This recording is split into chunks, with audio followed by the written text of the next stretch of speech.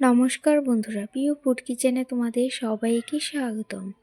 আজ আমি রান্না করব আলু সিম দিয়ে লাউ শাক। তাই কেটে নিয়েছি লাউ শাক আর কেটে নিয়েছি আলু সিম। এদিকে কড়াই বসিয়ে দিয়েছি। এবারে দিয়ে দিব শাক, আলু, সিমগুলো, দিয়ে দিব স্বাদ মতো নুন, আর দিয়ে দিব চেরা কাঁচা লঙ্কা, দিয়ে দিচ্ছি অল্প করে জল। এবার নাড়াচাড়া করে ঢেকে সেদ্ধ করে নিব।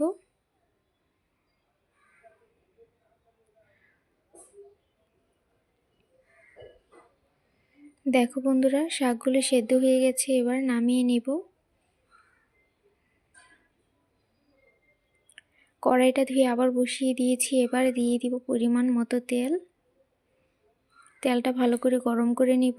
এবারে দিয়ে দিব শুকনো লঙ্কা, দিয়ে দিব রসুন কুচি, দিয়ে দিব পেঁয়াজ কুচি।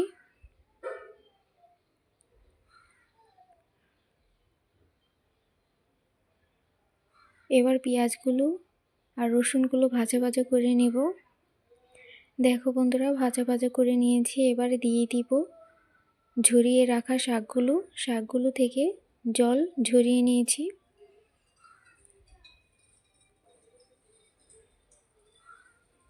এবার শাকগুলো কিছুক্ষণ ভাজা ভাজা করে নিব।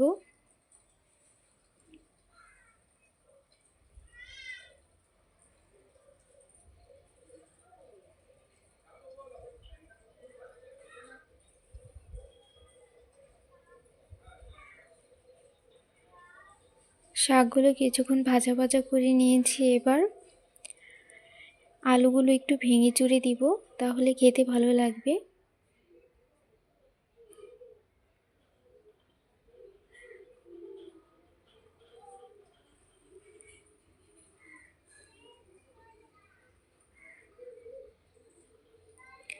দেখো শাকগুলো নরম হয়ে যাচ্ছে আর খেতেও ভালো লাগবে। এবারে দিয়ে দিব ধনে পাতা কুচি,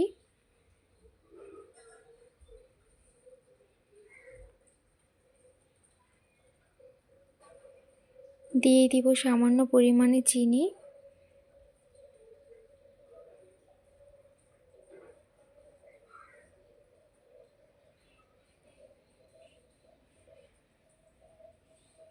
আর দিয়ে দিব অল্প একটু ময়দা দেওয়ার কারণে শাকগুলো একদম নরম হয়ে যাবে, খেতেও ভালো লাগবে। দেখো বন্ধুরা, হয়ে গেছে, এবার নামিয়ে নেব। দেখো কতটা সুন্দর হয়েছে আর খেতে তো অসম্ভব টেস্ট হয়। তোমরা এভাবে রান্না করে খেয়ে দেখতে পারো, দারুণ লাগবে খেতে। দেখো নামিয়ে নিয়েছি। এক থালা ভাত নিমিষে শেষ হয়ে যাবে এই শাক ভাজাটা দিয়ে।